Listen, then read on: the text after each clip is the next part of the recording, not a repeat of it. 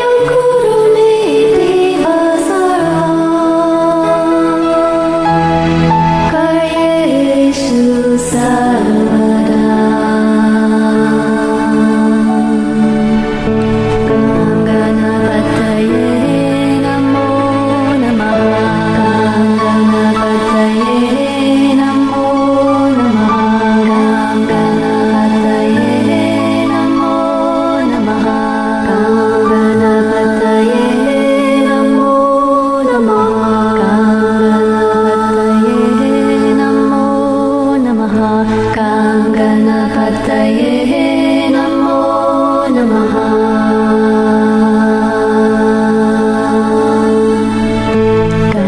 Ganapataye Namo Namaha.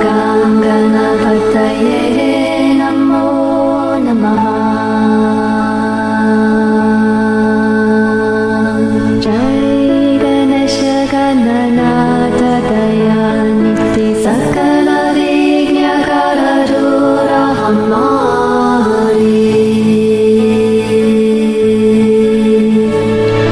Jai Ganesha Gananata Dayaniti Sakala Vigna Karadura Hamari.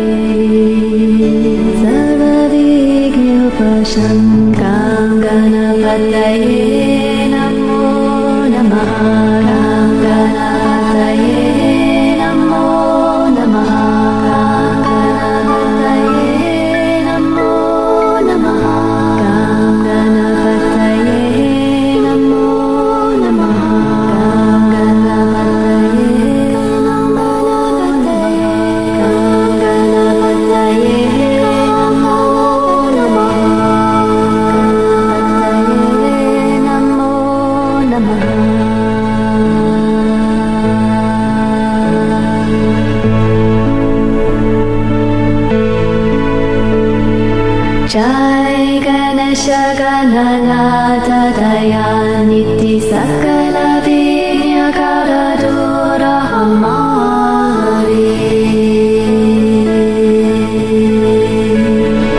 Jai Ganesha Gananata Dayaniti Sakala Vigna Karadura Hamari.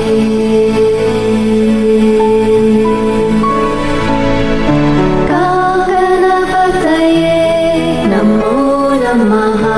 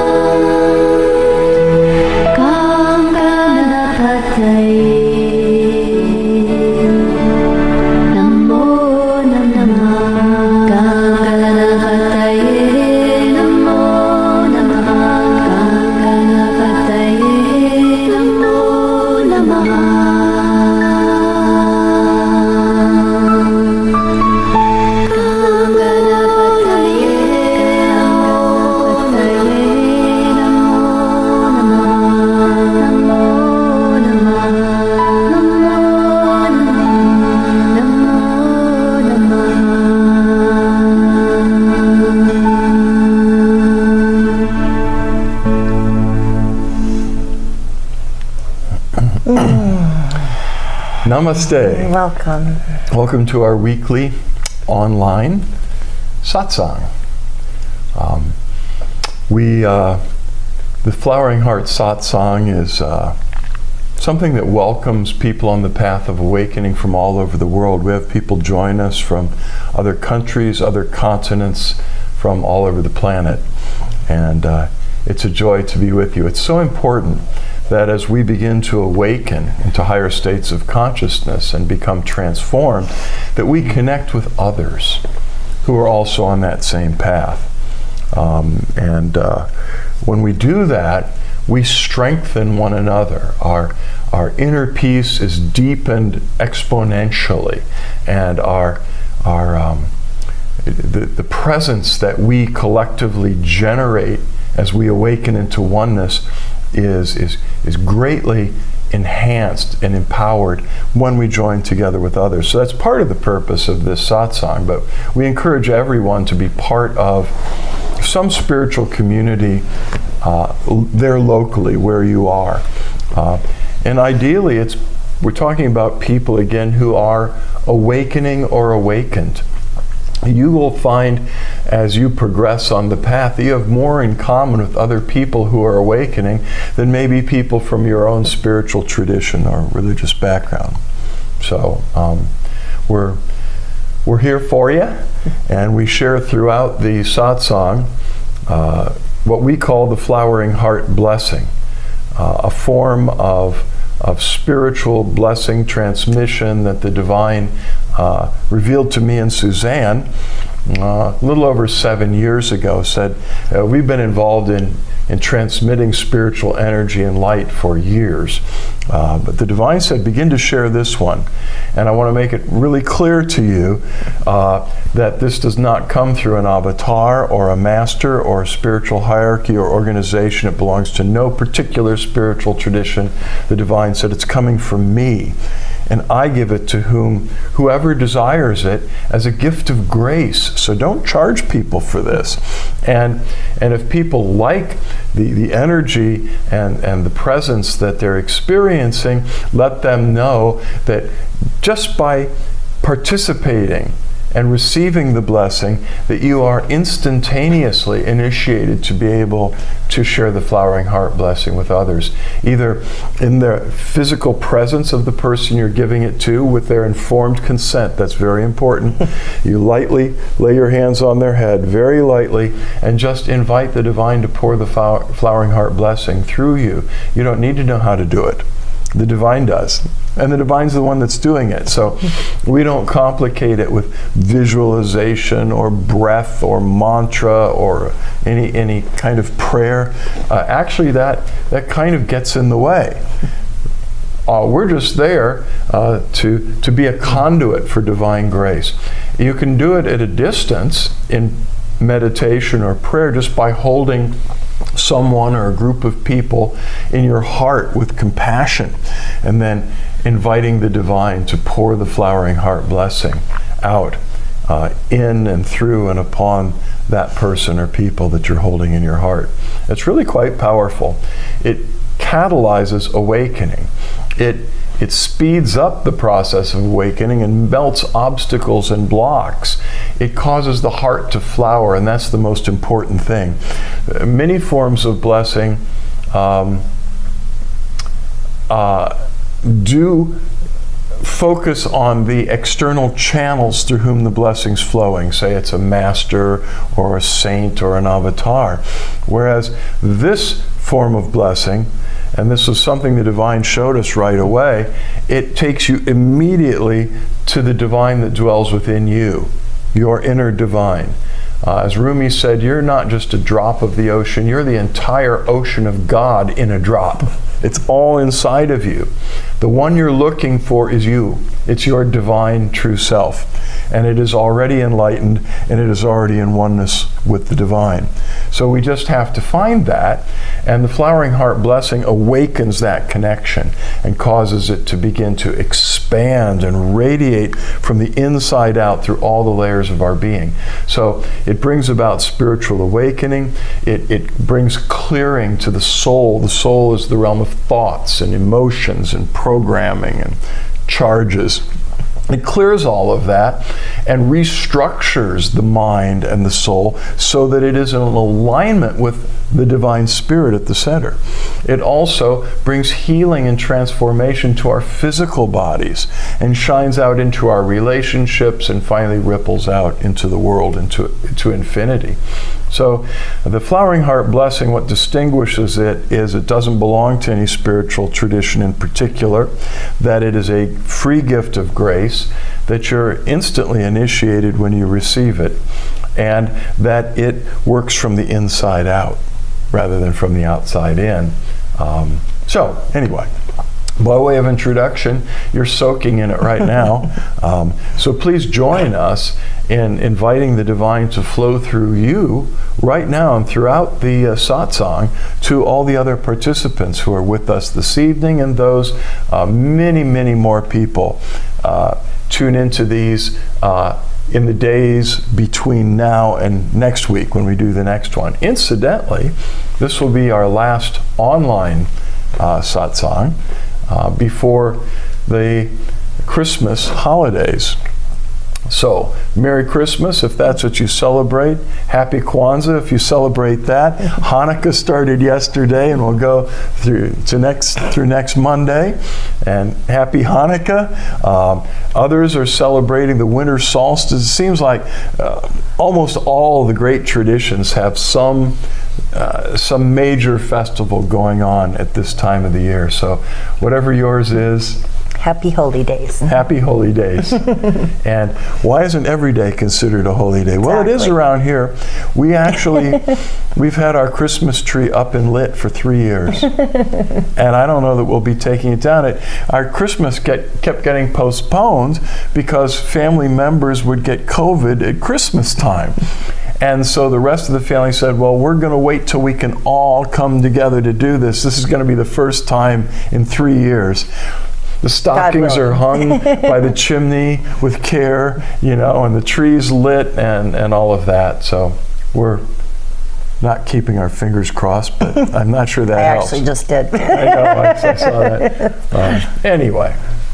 So we open it to questions and answers about the spiritual journey, challenges you may be facing, and would like clarity, would like some inspiration. Please do. It helps everyone when you share those questions, those challenges, those obstacles that you might be facing in your spiritual path. Also, hey, if you just became fully enlightened in the last week or so, please share it. We'd love to hear it. No, but if you have particular insights and breakthroughs, feel free to share that too. And later on, we'll be doing some very focused blessings by intention for the personal needs and burdens that you've brought with you tonight. What else? Oh yeah, don't forget to give us a like or a love if you're on Facebook Live. We like the thumbs up and the hearts best. Sometimes people click the sad face and they don't see it until the end of the, But anyway, just if you click a like or a heart, a love, then we'll look at the end of the satsang and see who joined us. And with Vimeo, you have to post something, which Namaste Michael and Suzanne posted. Now the funny thing is, I don't know who Namaste Michael and Suzanne is. So if you just enter in who you are that's using Namaste Michael and Suzanne as your tag, that would be great. Or, yeah. Communion yesterday? Communion yesterday. It was powerful. It was very powerful. If you didn't get a chance to watch it yesterday, it's still up there. I would highly recommend it. I know we usually do it on the last Sunday of the month, but we had to move it up a week because Christmas is on Sunday. So yeah, so it was the theme was making a highway for God, and it's talking about opening the door to letting the divine move in and flood your life in a way that is more than anything up to this point in time. So I think you'll enjoy it, and it's archived at Vimeo and this page on Facebook Live. So Tristan writes, I sometimes don't believe in my own prosperity and my ability to manifest because I did not go back to school and follow my dreams at 37. What can I do to achieve my prosperity and live a life of great fortune? I've gotten many fortune tellers to do my reading. How some readings were vague and ominous. Which ones are telling the truth? I get neurotic. Yeah, well, first of all, I wouldn't go to fortune tellers. Nothing against fortune tellers, but there are only two people I can think of that could really predict your future. You, number one, and the divine presence itself. And often when we go to people and ask them to read the future for us, it can really create problems. Because the future is not written in stone, you know. We're creating the future as we go in this present moment. And something may appear as an obstacle that's going, something bad that's going to happen in the future. And if you use faith and if you use the laws, the principles of manifestation, it will change. The future isn't just a single fixed path. It's like the branches of a tree or rivers, and you choose your future. And so when you say, I sometimes don't believe in my own prosperity, there's your main obstacle right there. I mean, the divine never said the laws of manifestation and the laws of prosperity will work for you if you get a degree in school. That isn't it. I mean, Jesus, as far as I know, didn't have any degrees or go to, higher education. And he was doing pretty well with manifesting. And he said, if your eye is single, your body will be filled with light. If your eye is single on the spiritual path, he said, seek first the kingdom of God and his righteousness, and all these material things that you desire and need will be given to you. And I've put that to the test throughout my life, and it works. It works. So put the Spirit, put the divine presence number one and center in your pursuit. There are spiritual laws that just flat work when it comes to prosperity. But if you have a passionate vision, if you don't have a passionate vision, that's your hope. That's your dream. That's what can be given manifestation. So you have a dream of a prosperous life. Okay, you have to be passionate about that though. And so you may need to polish it up. You may need to ask the divine for inspiration. It's like, I'm floundering. I don't feel passionate. Inspire me. As you deepen in that relationship with the divine presence, the divine will inspire God-given dreams in your heart. And those are the ones that are in agreement with the divine will. And those are the ones that can manifest miracles. One of the problems with like The Secret, the book and the movie, and the way it taught the laws of manifestation was you can have whatever you want. Well, you can't. You can't have whatever you want. But if what you want is in harmony, in union with the divine will, all things are possible. So get it focused, and then you add to that consistent right effort toward that goal. So I mean, if it requires an academic degree, if your dream was maybe to become a nurse, a registered nurse, you might need to do some schooling.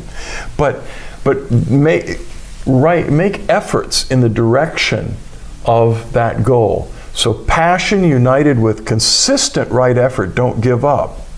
You just keep going. And the third thing and the main part is grace. What things soever you desire, when you pray, believe you have received it. You have to, you have to get it in your heart that you're receiving it, that the divine says yes. And so along those lines, it can be helpful to meditate in the great scriptures that various traditions all have their great scriptures that lay out promises really from the divine source, that if you follow the directions, it leads to healing, it leads to prosperity, it leads to healthy relationships. And I've never seen fortune tellers really help with this, what you're describing. But you need to believe in yourself. And to believe in yourself requires, I believe, a relationship, a solid relationship with the divine presence, because the divine believes in you more than you believe in yourself. Right. And it's contagious. We get in our own way. Yeah. Yeah. So, good question. Yeah. Okay. It's, okay. What? Just a comment. That's all right. Was there another one? No, there isn't. Oh. Let me read something. Okay. Yeah, no, I'll read any question, because Maury posted something I don't need to read to the group. Okay. Maury is Namaste, Michael, and Suzanne, I think. Oh. I think. Or maybe she's just saying it's me, Maury. Distraction. So I'm going to read some quotes. This has been kind of fun each week, and this is a really important thing that comes up a lot at Christmas, I think. It comes up actually all the time, and that is the power of forgiveness. And I'm reading from a website which you might want to visit along the way or subscribe. I love being on their email list because they send me daily these collections of quotes on different subjects. And this is on the power of forgiveness. The website is inspiringquotes.com if you want to check it out. So, from the time we are young, we're taught the importance of saying, please, thank you, and sorry. But learning how to say, I forgive you, is a trickier beast, because forgiveness requires more than just saying the words out loud. It requires us to make a conscious effort to choose to move on, to embrace the possibilities of the future, rather than focus on the negativity of the present. The key here is that forgiveness isn't really about a person's actions or hurtful behavior so much as it is about your own peace of mind and self-care. According to the Mayo Clinic, deciding to forgive someone is actually beneficial to your health, helping to lower blood pressure and the risk of heart attack, while also reducing levels of anxiety, depression, and stress. Practicing forgiveness can also help you develop more empathy and compassion toward others, and ultimately strengthen your relationships. As writer and illustrator David Small once said, to understand someone else as a human being, I think, is about as close to real forgiveness as one can get, unquote. Some of history's greatest thinkers have cited forgiveness as a key component to reaching your full potential in life. Below are 12 quotes meant to encourage forgiveness in tough times and change the way we view hurdles in our relationships. I know this comes up a lot at Christmas because families are coming together. And we have a way of getting under each other's skin, of lighting off charges. For some reason, I saw more of that at Christmas time growing up than any other time of the year. So here's a set of 12 quotes. To forgive is to set a prisoner free and discover that prisoner was you. Lewis B. Smedes, author and theologian. For me, Forgiveness and compassion are always linked. How do we hold people accountable for wrongdoing, and yet at the same time remain in touch with their humanity enough to believe in their capacity to be transformed? Read that again.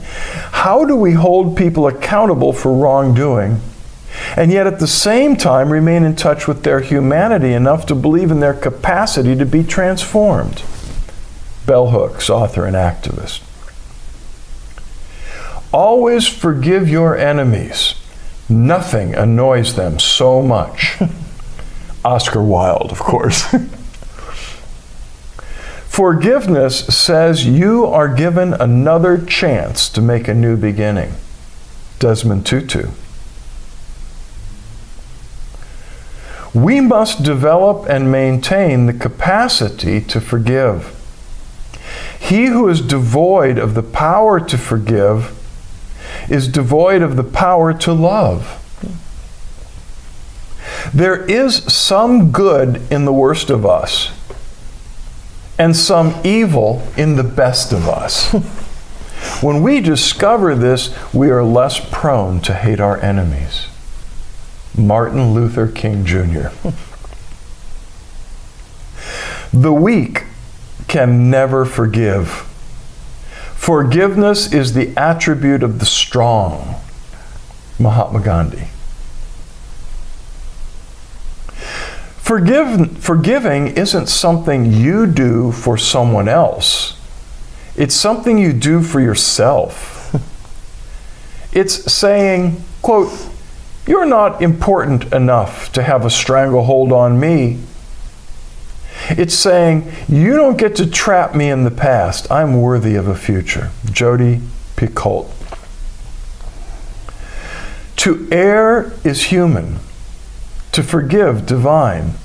Alexander Pope. I've been hearing that quote all my life.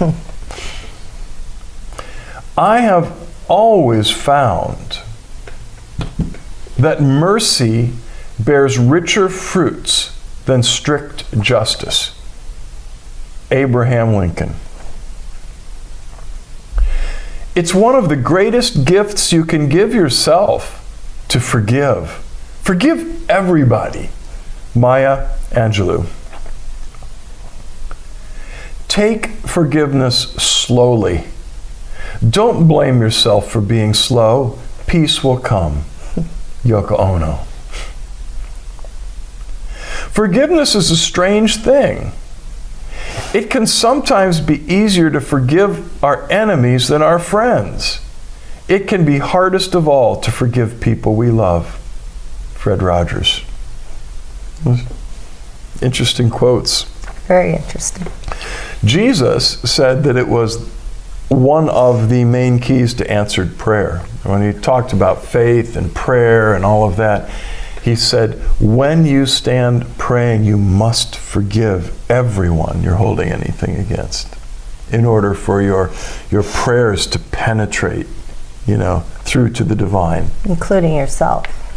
Yes. Yeah. That's the hard one, I think, is forgiving yourself. Some people haven't figured that out yet.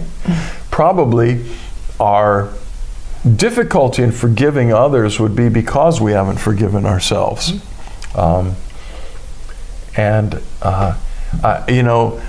I used to think forgiveness was a decision. I heard forgiveness is the decision to release someone before you feel like it. The feelings will change, just go ahead and forgive them. Well, I thought that was working for a while, but I noticed that I kept remembering the wrongs that were done. So if I saw that person I forgave in public, the first thing that would come to my mind was what they did to me and what I had to forgive them for. That means I haven't forgiven. Another quote about forgiveness that I heard over the years was, to forgive is human, to forget is divine. I mean, when the divine forgives, it's completely erased. There's no memory, there's no recollection of it. The theological term is, in Christian theological terms, is remission. You may have heard the statement, remission of sin. Remission means it is completely erased. So one of the worst things that that I could do is ask you to forgive me, and you say, okay, I forgive you, and then I say, no, really, please forgive me. And then the next time I see you, remember that, how I hurt you? Please forgive me. Sometimes people ask you to forgive them over and over and over and over, and it's like rubbing fresh salt in the wounds, again and again and again. It's like, okay, let it go now. Well, why does that happen? Why does it stick? Even when we sincerely want to release it, it's because we're still carrying pain. That's why we remember the hurt that was done. So if we had really forgiven, if we'd really released it, there wouldn't be this persisting, nagging memory coming up between us and that person. So we've taught over the years a lot about facing your charges. That whatever you resist feeling will persist in your subconscious and keep getting triggered and keep coming up. So what we have to do is face the hurt. If someone hurt us, we need to stop running from the hurt, stop trying to cover it up, repress it, all the little tricks, and just feel it. When you fully feel an emotional charge, it discharges, it releases, and there's no more pain. I mean, there could be the memory of something really unpleasant that happened, but it doesn't trigger the charge in you of pain. When that happens, you will discover you have already forgiven that person. Because the only thing that was there that needed to be forgiven was the pain. So important during the holidays. Practice forgiveness, which is facing your own hurt. When it's triggered, this is an opportunity to grow, not to run away, and not to lash out at the other. Just embrace it. And if you do, you won't be wallowing in it. It will just flow through you and go. You want to add anything to that? Well, so many times when we're harboring unforgiveness, like Michael said, it is that pain and an opportunity to grow if we sit there and really be with it and experience it. And if somebody's unwilling to forgive us, or we're unwilling to forgive, what was that saying we heard years ago? It said, unforgiveness is like taking poison and waiting for the other person to die. Right. Yeah. So it's, like some of those quotes brought out, it's only hurting us when we're not forgiving, because we are still carrying those hurts. And when we start to chip away at them, we actually start to get more compassion, because we see how we've hurt others and how we haven't been forgiving and how we haven't had compassion in our hearts. And compassion comes from understanding or feeling with the other person. So when I start to feel like I'm being unforgiving or upset about something or critical or resentful or judgmental or any of that stuff, it always seems to tie back around to my ego trying to defend itself and my small self trying to defend the reason why I'm unforgiving or critical or judgmental or any of that stuff. So it's helpful to be aware of that, because then you can see where you still need to grow. And when you start to heal those things, when you start to sit with it, when you start to go, oh, I've been a jerk like that before. Oh, somebody didn't forgive me for that exact same thing. You're starting to put the pieces of the puzzle together and ask for grace, ask for the divine presence to fill your heart and help you with the unforgiveness or any other issue that you're working with, and feel it. Feel how good that feels to get past that emotional block. And then we can have true compassion and unconditional love for others, because we're doing it to ourselves as well. We can also have unforgiveness for ourselves, but we can also have unconditional love. And like Michael said, that really ties into having a strong relationship with the divine presence, and to keep fostering that and keep asking for grace and keep experiencing the divine within us. When I first saw the light, you know, and I was face to face with the divine, I was scared crazy. I was pretty certain I wasn't a good human being, and I judged myself. And the amazing thing about the divine is that it was absolutely unconditionally loving. I mean, the darkest thought, transgression I could conjure in my memory, the divine was like, I love you. It's okay. We're fine. And when I felt that love and that forgiveness, it began to help me to forgive myself. It's really a gift. Probably the best Christmas gift you could give yourself. Yeah. Because then so many other things start to fall into place. I mean, when you're being unconditionally loving and compassionate towards all of those that are around us, what goes around comes around. We start getting that back without even expecting it. We're just doing it out of unconditional love and compassion. Yep. Okay, John shares an insight. I saw a national newscast of a woman who had just survived a tornado. She said, I was above my body and saw my parents and grandparents. They said it wasn't my time. She was without injury. I have heard this story many times over the years of seeing relatives and being told they have to go back or it isn't their time. Yeah, I know.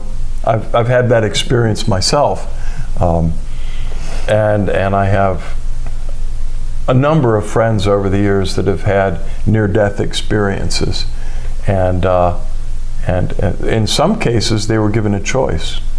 You know, do you want to stay? Mm-hmm. But usually they're told it's if they end up back, it's not your time. Your work's not done, or right. I have a friend that was.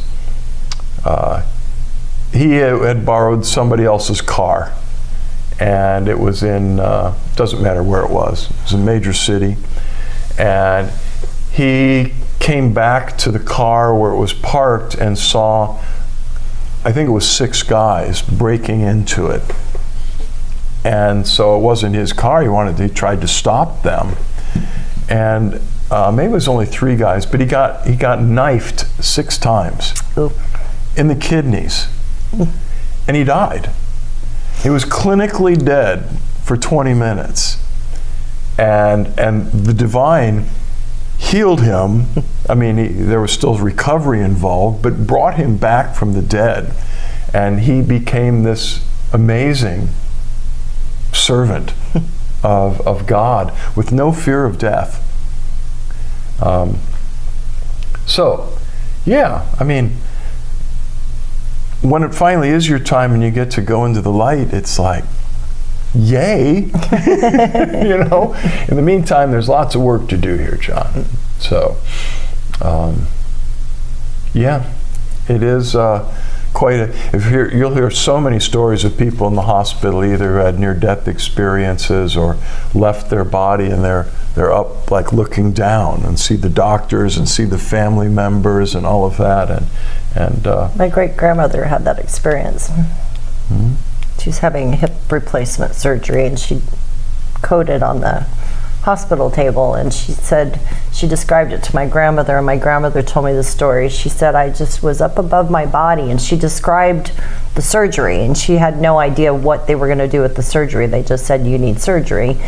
And she said they were all there, and then she started naming off all of these relatives that had passed on before her. Yeah, and she said how beautiful it was, and then she went back into her body and they had resuscitated her.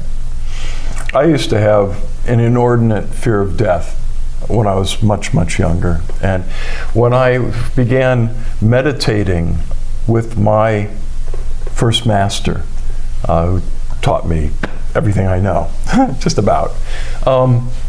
I was sitting there meditating with him in the dark, and I had this intense fear of death surge up inside of me, and I was just terrified. And this thought came to me, look, just keeps coming and coming and coming and coming. Let's get it over with. I'm sitting here with an enlightened master. Today's as good a day to die as any. And the next thing I knew, whoosh, I was outside of my body.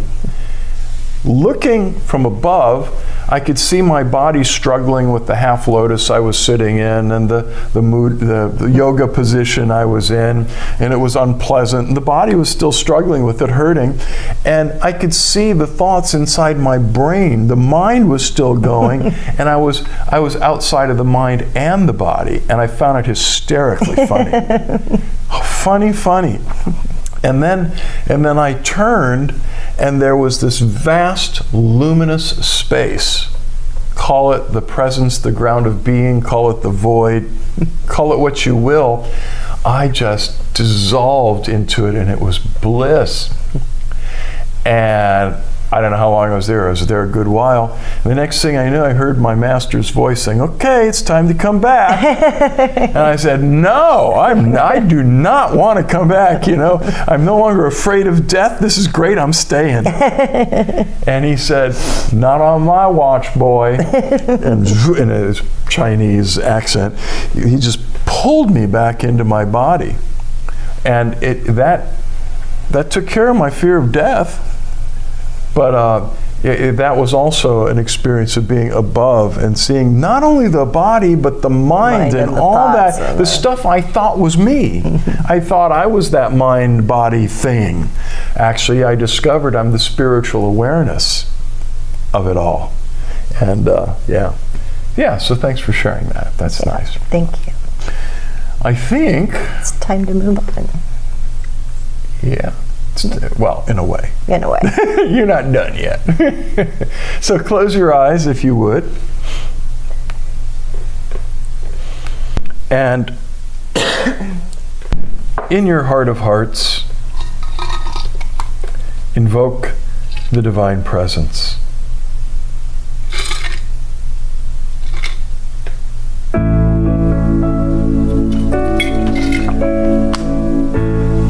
This presence who lives within you loves you exactly as you are.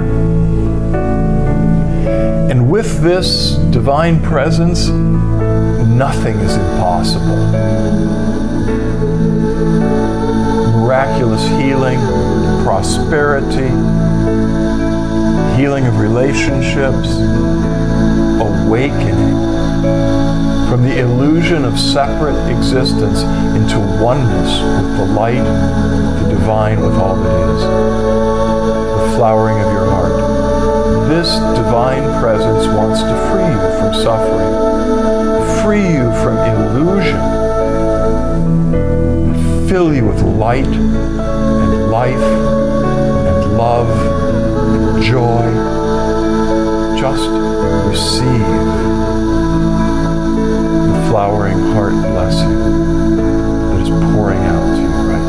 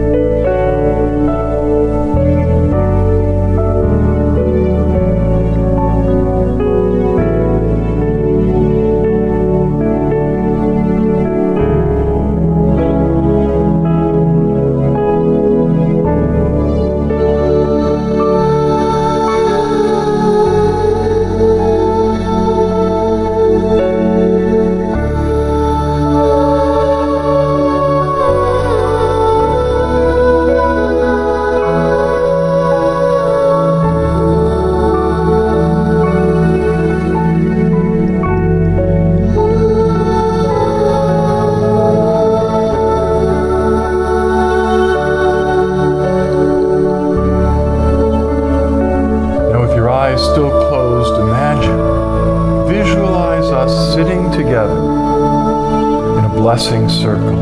And lift up your hands with your palms open, facing forward. Invite the presence to pour the flowering heart blessing through you to all the others in the circle. And know that it's flowing back to you through them.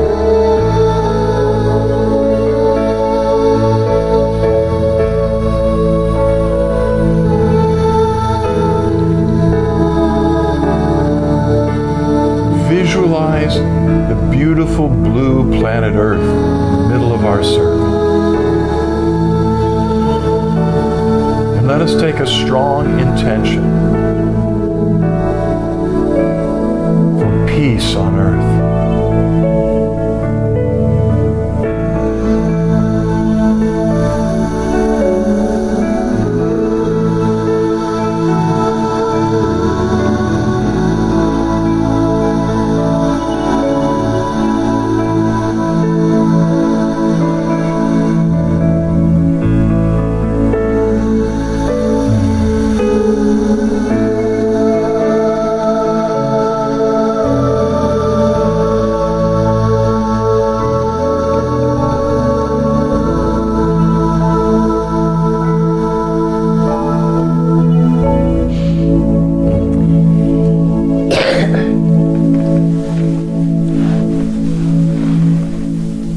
Now you could, when you're ready, slowly open your eyes and begin to make direct eye contact with Suzanne and or me. Just make sure you keep looking at least one of our eyes. As we enter the light meditation, Suzanne and I are flooded with the presence, and it begins to just flow through every pore of our being to you, especially through our eyes, which mystics have called the doorways of the soul. That light streams out of our eyes, in through your eyes, into your spiritual heart, causing the light of awakening, of divine love to grow brighter and brighter and brighter.